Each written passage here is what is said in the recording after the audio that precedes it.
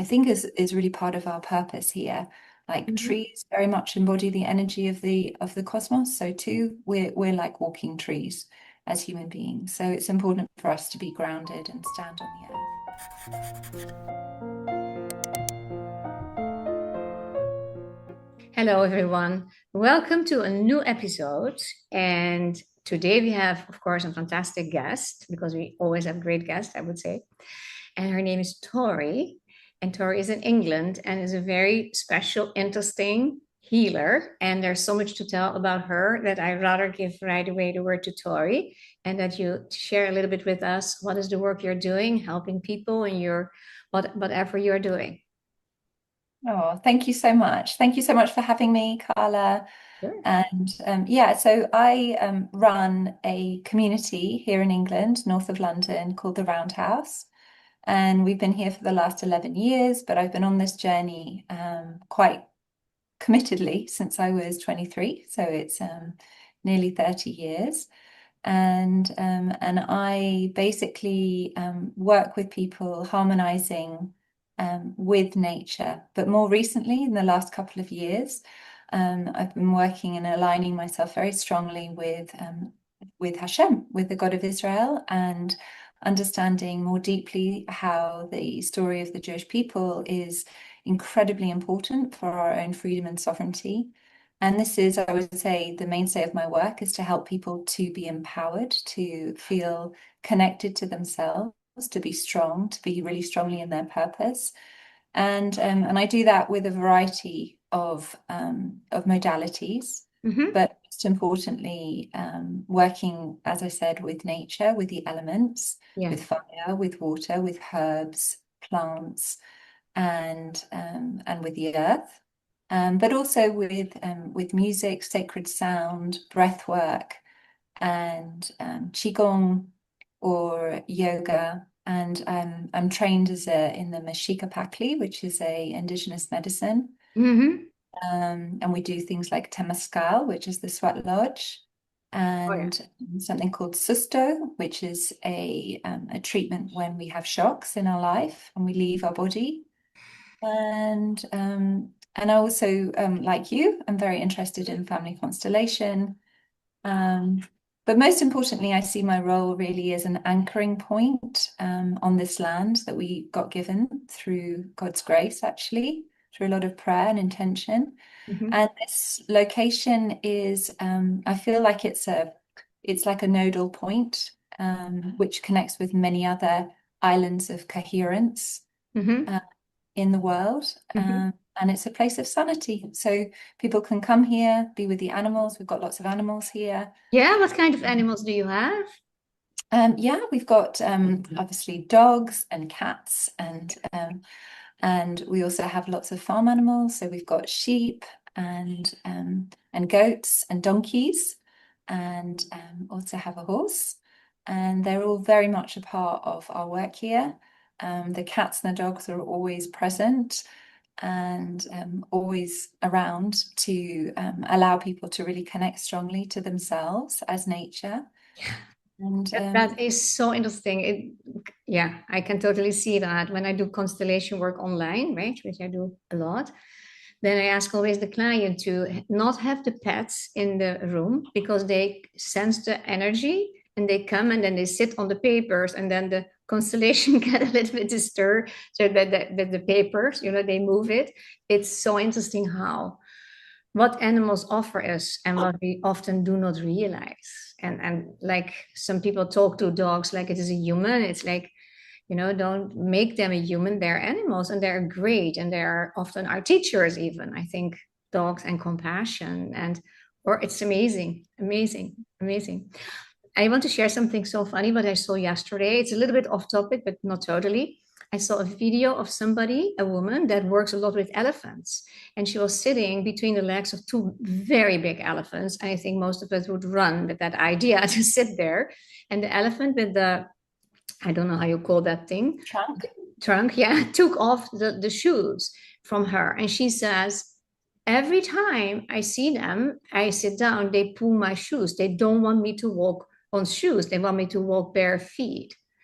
And that was told, it was explained to her that we have so much energy in the earth that by walking barefoot, that is giving us such a connection and so healing. She said, I'm never sick. I feel so much better when I do that. I hope you don't have chemicals in the grass there because that's not a good thing to take in either. But I Mm. found that so wonderful. That's one of the gifts from social media that you Mhm. get this kind of videos that you usually otherwise wouldn't see. Yeah. So what do Yeah. you do when you have the animals there? You say we have there. So you work in nature with the clients, you do meditation there. Can you explain a little bit more about that? Yeah, so as you mentioned about being barefoot, we have a structure that was hand built and actually came through vision when we were in the jungle, my husband and I and our little daughter when she was very small. We were there for 6 months in Brazil, Oh, and during that time, I had a very clear vision of a place that we would build, and that was when this land actually came to me as well in vision. And it was like I was flying like a bird and I saw it. I saw exactly where we were going to live. And luckily, it was actually for sale, which was quite amazing. But yeah, I found it after I saw it, strangely. Yeah. that's It's really happened. guided. That cannot be Yeah. different than guided. Yeah. Yeah, definitely. And and the roundhouse was similarly guided. So I saw the structure of it, which is a reciprocal roof, and it's built out of timber frame. I'll share my website so people can see what it looks Yeah. like. Yeah, And please. in there we're always on barefoot. So the earth of the floor is made of cob, sand, and straw. So Hmm. it's made of natural material, and the sand and the straw and the clay is all from the local area, from a local farm. And then we spend a lot of times outside. So when you mention about like grounding with the feet into the earth, it's very much part of our practice. So really connecting into the grid of the planet, into the mycelial network, into the network of the geometric patterns of the planet. And this is really important for us so that we can really anchor and ground. And then we can take in more light, we can embody more light into the body, and also act as channels, really, for the divine energy, which is, I think, is really part of our purpose here. Like Hmm. trees very much embody the energy of the cosmos. So too, we're like walking trees as human beings. So it's important for us to be grounded and stand on the earth. That's an Uh, interesting comparison that we are walking trees. Yeah. yeah, But yeah, and interesting that you say that because in the constellation work, it's often expressed like a tree with the roots in the ground, right? The roots, physical. How mm, do you say that? Um, Symbolically, right? mm, And you have the stem, and then all the thing in the trenches, all the pictures and the idea of the ancestors. It's an interesting thing. It's wonderful. Yeah, and it's so now proven also by neuroscience that the light that is absorbed by the trees, by nature, is reflected back at us, and that's why we often feel so good walking in nature. Uh, exactly. yeah, And our lungs are like upside down trees, aren't they? So the bronchus is like the trunk of the tree, yeah, and the lungs themselves are like the branches of the tree, and the alveoli are like the little leaves of the tree. yeah, And similarly, our spinal column is the same. So it goes down into it, spreads out like the horse's tail at the bottom yeah. of the spine. So yeah, we're very much connected to those, what we call in yoga, the nadis, so the energetic channels. Hmm. And you teach Oh, that yourself, or you have teachers teaching that? yeah, I teach that myself. So I trained quite a young age. I was born in Japan and then grew up in Hong Kong and was exposed to Eastern ideas, yoga, qigong, tai chi from a very young age. So yeah, they're part of what I teach. I do have other teachers come as well, like people who I really trust, I think are brilliant. And but yeah, it's a lot of it I teach myself, integrate what I've learned, what I've studied, and yeah, and but I would say the last couple of years, connecting the knowledge of Kabbalah and Jewish mysticism and the Jewish religion has felt to me very much like a kind of like a really key part in the whole process Hmm. because I think as medicine people, sometimes we can be connected out into the nature fields and we lack definition as a human being. And it's almost like we don't claim our place as part of this, this natural universe. It's almost like we're encouraged to harmonize, but we're not necessarily encouraged to see how the human being is subject to laws, not just natural laws, but also moral laws. And I think that's one of the most beautiful things that I think, Judaism and this civilization has brought. And I think it's been really hidden, but now I feel like it's the time of convergence and the time of this to really be spoken about. And this is really where my work is at the moment, is to, yeah, for people to really understand how the Torah is, the codes of life is something which we can embody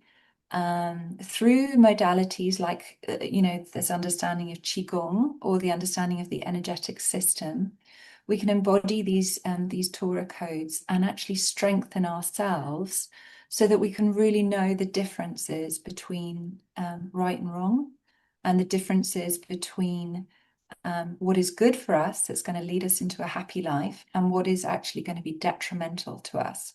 And that's really what the Torah shows us as human beings. I really think it is the medicine of the Anthropocene, actually. That So that's sounds been a real. so wonderful, and that, of course, that resonates with me. How did you get to that? How did you get to study Judaism? Because you have not been raised with it, eh? You're not Jewish. How did you embark in Yeah. that journey? How did you get there? Well, as I said, because I was brought up in Hong Kong, I Yeah, was surrounded by a lot of people from many different cultures. So I would watch all these different people from different yeah. cultures, and I started to notice, um, particularly because I noticed the men, what the men were like. So I started to notice how, the Jewish husbands and fathers, I noticed that they seemed to know the names of their children's friends, like something that was just not a possibility for my father's generation from like the English background so much. Maybe it's different now. People are really have evolved a lot in terms of their fathering, but at that time it was seemed totally impossible. And I was like, oh, I'm gonna, I really visualized it. I'm like, I'm gonna marry a Jewish man. And that happens. And that happened. And that Yeah, happened. you knew already. That's so true. I knew, but I never wanted to convert. I never wanted to You convert. don't So need to. You don't need to. no, Be and you. Yeah. no, but I did know, and there were certain points in my life with my husband where I realized I was kind of like, why do I think like this?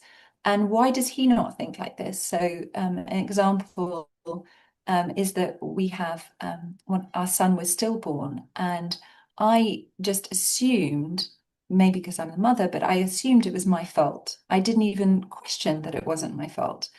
And then after about 3 months, I said to my husband, it's my fault, right?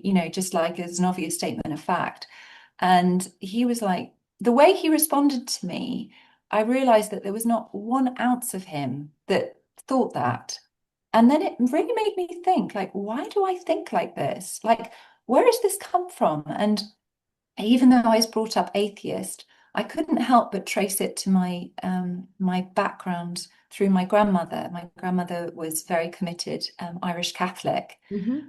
and I couldn't help but connect it to that and how I had interpreted through this unconscious Catholicism that was sort of running through my being, how I'd come and interpreted the scriptures and the understanding of karma when I had approached Eastern philosophy. So I realized that I was looking at Eastern philosophy through a kind of unconscious Christian lens. And that was a bit of a wake-up call for me. And I was like, Hmm. oh, okay, this is what I'm doing. And then, there was certain things that happened, like different moments in time, and I noticed how his parents responded compared to my parents. And I was like, this is really interesting. This is like a really different relationship with life, with death. Like it's very different. Like, why do I have this relationship with this? Why am I different? So it made me start to think about how I was different and why I was different. And I never even thought that I had any unconscious bias because I wasn't even brought up in England or around a Christian culture like growing up. So I'd already noticed strange things about English society when I came here as an 18-year-old, which I was like, oh, okay, that's weird. Like people are really concerned with what class you're in, or or they're really concerned with the way that you appear to other people. And I was like, wow, so I sort of started, was what I was interested in. So that was got me really interested in how it could be different, like how the philosophical underpinnings of our mind, how they made us different as human beings. Mm-hmm. And and then after 7th of October, um, I was really like, wow, I was just totally amazed at how anyone could what I was just like, how could anyone be confused about what's going on? And then I really realized how much unconscious anti-Semitism was in people's minds and that they weren't aware of it. And not bad people, like good people, not horrible people, people who want the best for the world, but yet they were still connecting to these ideas of anti-Semitism in the guise of being anti-consumerist or anti, rich people or whatever, anti-elites. Yeah. And somehow it all got wrapped up in medieval ideas of Jews. And then I started to realize there was actually no difference really between anti-Semitism and the Jewish civilization. And because I couldn't understand, like, why is this happening? And then I realized, well, actually, Judaism itself is an anti-tyrannical, anti-dictatorial civilization. It's a civilization of non-conformity. It's a civilization of sovereignty. Mm-hmm. Mm-hmm. That's what it is. Mm-hmm. Mm-hmm. And so anti-Semitism is the response to not wanting people to be free and sovereign. Yes, yes. So And the mirror of the prejudice and the inherited prejudice. It's bizarre. exactly, It's bizarre. And it's bizarre and it's just completely self-defeating. yeah, yeah, It's not positive. It's not giving anyone what they're actually looking for. yeah, Because what they're actually looking for is the redemption story offered to us yeah, yeah. within Torah. It's amazing that you Unless they yeah, really want to be slaves, yeah, which is possible. yeah. That's a Oh yeah. possibility, I think. As I heard that today there are more slaves in the world than ever. I mean, think about that one, right? That's very interesting. I listened in the morning to someone that said, actually, that of course, is that the problem is not really the anti-Zionism or the fight between Jews or for, for survival or the Palestinians. It's about, for many people in the Western world, if I only go to the Western world and not to the Middle East, that I want to feel good and I go to fight for this cause, even though I don't know about the cause. I don't want to know about the cause. I do not want to know about the cause, but I still fight for the cause. And that is what I hear in your words is the opposite. You are really searching for truth and deep down. And you said 7 October, and October 8th as what we call the second trauma from the response of the world. And that lack of truth seeking is something that personally bothers me a lot because I see it everywhere. I see it in the colleges where you wouldn't expect it, and it is very blended. Yeah, it's amazing that you speak like this and then you have many, many clients. I mean, you have very loving and kind energy, so I can see how that works. But you have many people that are open to your work, right, in England? Because it's pretty Yeah, I do. unusual what you put all together. And Yeah, do you believe this, or how is that for you? Because I hear that from constellation work sometimes, that English people feel they're always apologizing. They feel somewhere a collective guilt about colonizing so much in the world. And they have not only done bad things, they've also done good things. It's not always only bad. There is also, I've heard different stories, of course. What do you think about that? I think there's a massive difference between people in different classes, interestingly. Mm-hmm. So, I mean, like I said, wasn't even conscious of these different classes. I thought it was, I don't get it. Yeah. But I really noticed that. And then someone brought it up, and then I've really noticed it in my own work. So, I've got a lot of people from all different, backgrounds who come to me and, do work with me. And I would say the people who, people who are younger mums who have been brought up in, maybe they didn't go to university, like working young mums, you would call them working class. Maybe I don't really know, but anyway, like less affluent, educated background, Mm-hmm. and they just get it. They just totally get it. They are totally not anti-Jewish at all. They completely get it. Mm-hmm. Um, the ones that I've really noticed are, in particular, I've got quite a lot of people in my community, and some of them I've had to actually, you know, move away from, or at least I've spoken to them and I've said to them I'm not going to work with them anymore. And they are people who are from like very posh backgrounds. So like they are, Eton educated, very wealthy, landed aristocracy, and they are totally guilt-ridden, completely guilt-ridden, because they're actually real sweethearts, but they completely project their guilt. And this is what I've really called them out on. And I've said to them, you feel guilty, whatever you want, but just stop projecting your crap on Jews and Israel. It's just stop it.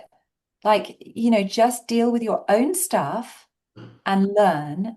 But also, I think also the education system has been terrible in England. So people don't feel proud of their background and they don't think that England is necessarily a source of positivity. For example, I had a conversation last year with a relatively young man. I guess he was in his late 30s, Eton educated, very, very wealthy, millionaire. Like he was actually related. He was one of the descendants of Balfour, Mm-hmm. from the Balfour Mm-hmm. Declaration. And I mean, the guy was such a mess. I mean, ex-drug addict, just a total mess, honestly. Mm-hmm. And he was saying to me, because I speak in a posh way, like this has always been the way for me. Like I speak in a posh way, and because I'm blonde and I'm tall, people assume that I'm from a certain class. And this has always been the case as soon as I got to England. And so it's kind of interesting. So I just, it's kind of interesting. So this guy was basically saying to me that I should feel the same way as he felt. I should feel guilty. I should feel culpable that, he wanted to give his money back to Africans for the slave trade, for example. And I said to him, you're not responsible for anything that's happened that your fathers or your grandfathers have done. You're responsible for yourself. You don't need to take that on board. And but then tried to switch it to me and was like, oh, well, I've heard this kind of conversation from people who are like you. And he meant posh, middle-aged women. This is what he meant. And and I was like, listen, my grandmother was born in a hovel in Southern Ireland with no windows, dirt on the floor, the eldest of 11 children. I am not apologizing for anything. And he's like, oh, you need to seek reparations as well. And I said, no, darling, I am very grateful to the humor and the grit that my ancestors have had, because I don't want anyone to give me anything. I'm quite happy with the ancestry I've got. And this is the it's just kind of like a stupidity, doesn't go anywhere. So anyway, this was the conversation I had with this guy. And I haven't seen him again actually, but he we went into a ceremony that night and he said to me, "Oh, well, let's see what the medicine shows in this night ceremony." And he had an awful night and I had a very difficult time. So I think he probably did get quite a lot of information from the medicine, but I don't know whether he would have been able to integrate it because I must say, I think that in order to integrate this form of truth seeking, Hmm. Hmm. one needs to have a stable ego to start with. Hmm. You need to have some kind of level of grounding. Do you know what I mean? Yeah. I find it also very interesting what you say from the point of view of feeling responsible for what your ancestors did. And it is a very interesting theme in the constellation work where we think about the family as a bigger system, like your grandparents, your great grandparents, everybody for a few generations is included in the story. And you carry the burden for often unconsciously for the trauma they could have gone through unhealed or unrecognized or untreated, or the crimes. And that could be so simple as a father that walks away from his wife with kids, doesn't take his responsibility. He doesn't want to see them ever again because he is a gambler and things went wrong, whatever.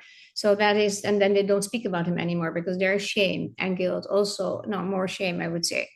And then you see a grandchild or great grandchild having the same problems. And then when you address it, for instance, in a constellation, and you bring it back to balance, there comes like a kind of peace.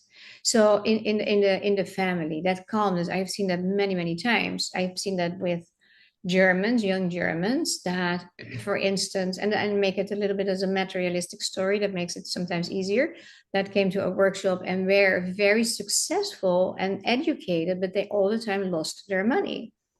And the founder of the constellation were Bert Hellinger. He started to ask them questions: what did your parents do, your grandparents do in the war, in the Second World War? Because that war is, of course, a huge burden for what happened to so many people, not only to Jews. And also to a lot of Germans have been suffering, of course. And it became clear that all of them, the four people that I used to have this story with, all of them had grandparents that stole the homes from Jews, the businesses from Jews, the money from Jews, the paintings, everything. And they lived comfortably. Well, they had not deserved to have that. And it was a crime. And then that balance in that family is obtained by acknowledging, and that needs to bring in a kind of, yeah, because they didn't do it but they still get the burden. In Judaism you say Mm. le dor vador, that is from generation to generation. It's not that you're punished, but there is something that needs to be addressed, and that are the things that you can know, because you can ask your grandparents or your parents where, how, you know the stories about what you just told about their birth, right? But there are questions you can ask. What did my family do? And I have that a lot in my workshops.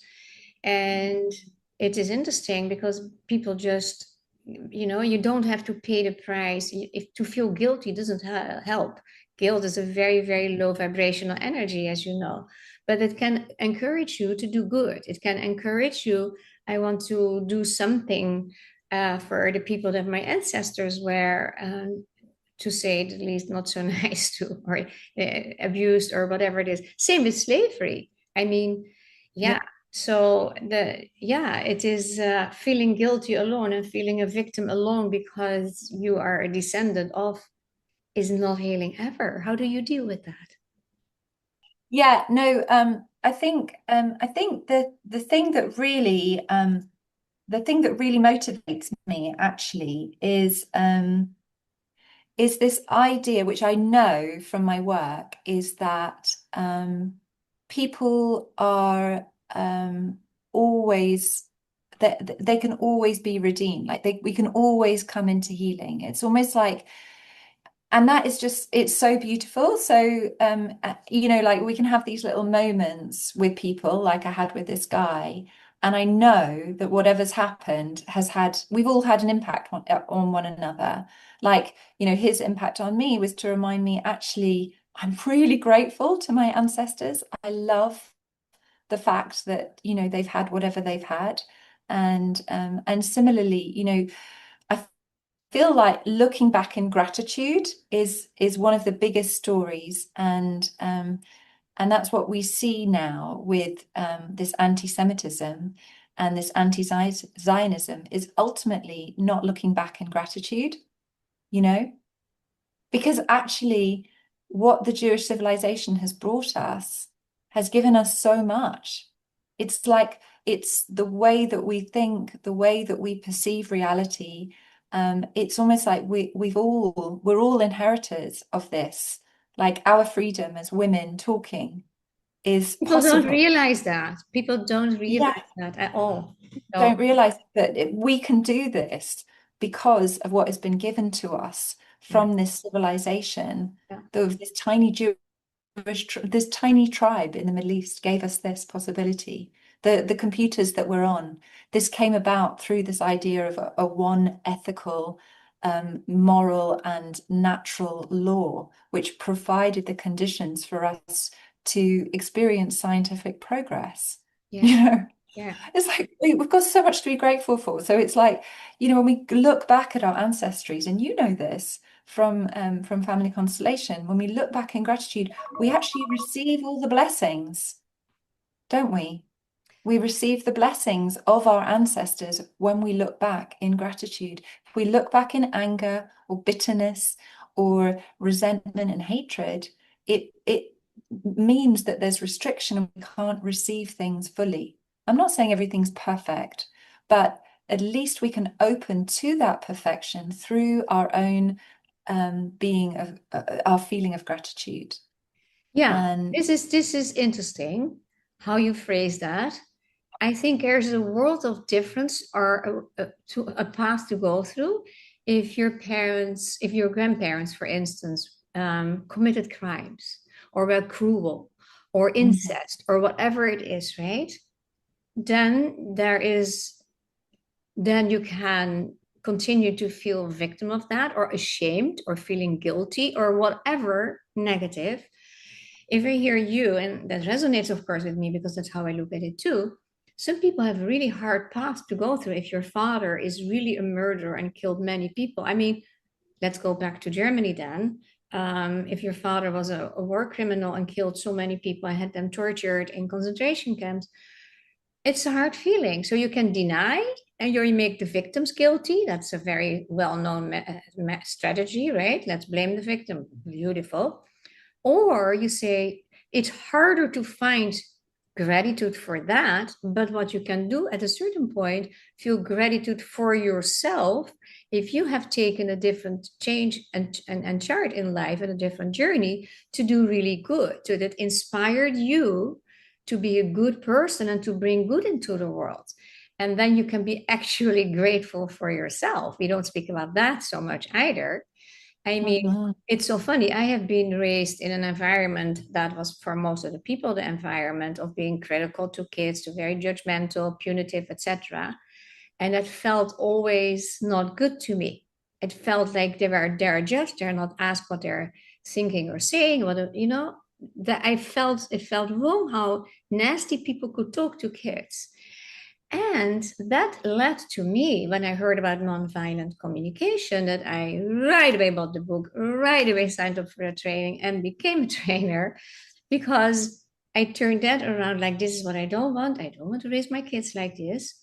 And this is so the inspiration for what I lacked or experienced in a negative way, I made something positive out of it. I don't want to put myself on the pedestal, it's not what I mean, but you can be bitter the rest of your life for being so misjudged and all the other things. No, it's like, oh, this is where we are and how it could be done differently. And And Mm. and that's actually since you bring up the gratitude, and I think gratitude was so important. And I learned a lot about gratitude when I was in America. In the Netherlands, and the word gratitude sounds very like, it's not a nice word, dankbaarheid. It's like not a nice word. And in America, and you don't use it much, but the whole energy of it is so fantastic. So in America, you hear it's so much more. It's so like love and gratitude and peace, and all those words are so often frequently used.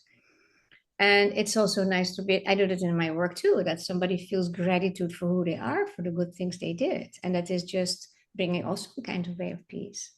Mm. Wow, this is so interesting. We can talk for hours about this. Do you Mhm. have a closing message you would like to share? Yeah, I think what I wanted to share really is that, as I said, this is really a time of synthesis and a time where, perhaps if someone has come from a background of Judaism, they may be focused on a themselves as a specific human being or themselves in a lineage over a period of time. And I really feel that connecting with the natural principles, connecting with nature's harmony actually infuses the Torah into something really alive. And it infuses it into something which becomes like a code of life that doesn't make it quite so demanding or harsh or judgmental. So Hmm. it's like, I feel like, if our work is to soften the sharp edges and strengthen the wobbly parts, you know what I mean? That's what Yeah. it is when we're coming into sovereignty. So we all have our sharp edges, we all have our fragile, wobbly parts, and we can really synthesize these different parts using all the modalities that we have. And it doesn't sacrifice, or it's not in contradiction. It's not in contradiction with radical monotheism. It just isn't. And No, we've got everything available for us. yeah, the word radical, I have those books here, radical forgiveness, radical compassion, radical this, but it's almost a contradiction, energetically speaking. It's Mhm. just what it is. Well, wonderful. Well, thank you so very, very much, Tori. It was such a joy Thank talking to you. you. And So I will lovely, leave your lovely. information in the description. Yeah, thank you so much. And Thank it you was so so much. nice speaking to you. Yeah, thank Lots of you so love. much. Bye for me. Lots of love. Bye. Bye Bye bye. bye bye. We have a small request, and you probably know what it is about. But we have this very interesting situation that 91% of our returning viewers do not subscribe, but they are returning. So they must like it. And that would be great if that is you, if you will be so kind to subscribe, eventually leave a like if you like the video, or even leave a comment. That's even nicer, or have a request. That would be great to hear from you. But please support our work by subscribing. Thank you so very much. That would be such a favor to us.